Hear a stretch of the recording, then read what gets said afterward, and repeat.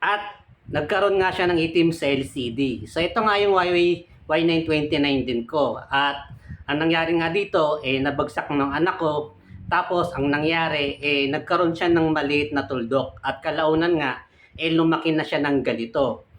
Ngayon, ano nga ba yung mga option dyan na pwede nating gawin sakaling gusto nating papalitan ng LCD? Ngayon, ang number one na option dyan, syempre, ito yung sa mga nagtitipid, di hayaan mo na lang.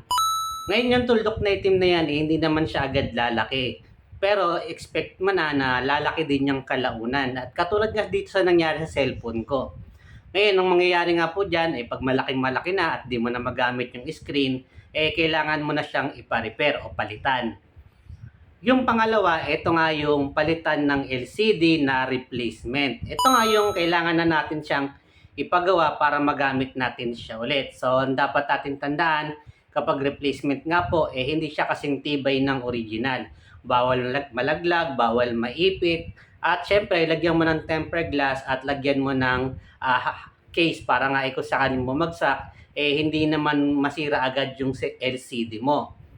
At yung pangatlong pwedeng option dyan, ito nga yung palitan ng second hand na LCD na galing sa orig na unit.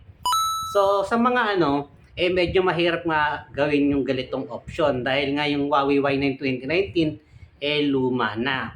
Pero ako nga bilang isang technician, may mga way tayo kung saan pwede tayong makahanap o pwedeng makahanap ng LCD na galing sa original mismo na unit. At ang karamihan sa mga ganong option, nililipat lang yung board at battery o kaya yung takip. So ngayon, ang problema lang doon, mahirap nga maghanap, medyo matagal, at kung sakaling meron man tayong makita, medyo mahal nga. Ngayon, kung sakaling magkaroon tayo ng pera ulit, susubukan kong hanapan to ng LCD at ibabalag natin kung paano nga natin gagawin.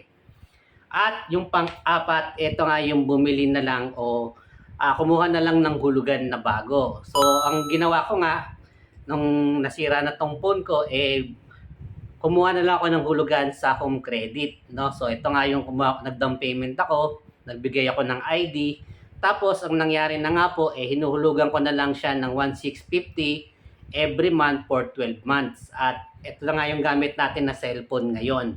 Itong Reno 80 4G. Ngayon, ano nga dapat mong tandaan lang dyan? Siyempre, lagyan mo ng case. No? Kung gusto mo ng may protection, lagyan mo ng tempered glass. At siyempre, yung number one na dahilan kung bakit nasira yung cellphone mo. Huwag mo nang ipapagamit sa bata. Dahil once nga na hiniram yan, nalaglag ulit at nagkaroon na naman ng tuldok, babalik ka na naman sa una mong problema na lalaki na naman yung tuldok hanggang hindi mo na magamit o kailangan ng palitan yung LCD at gastos na naman.